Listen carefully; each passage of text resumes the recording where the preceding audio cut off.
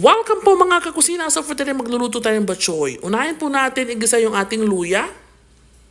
And then ilagay na po natin yung ating bawang. Hayaan po natin lumabas yung kanilang flavor. At syempre hindi pwedeng mawala ang sibuyas. Magkapares po ang mga yan. Ilagay na po natin yung ating baboy. So tayo po natin mabuti.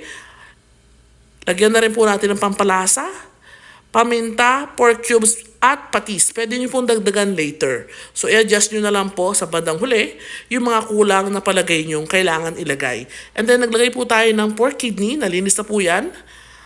Hayaan po natin masangkot siya ng mabunti para matanggalan lansa. Maglagay po tayo ng water. At pag kumukulo na po yung tubig, pwede na po ilagay yung pork liver. At yung ating pork blood, dugo ng baboy. Pakuluan po natin and then lagay natin yung miswa. Malapit na po itong matapos. Ayan po, kumukulo na. Ilagay natin yung ating dahon ng sili, siling pangsiga. And this one is ready for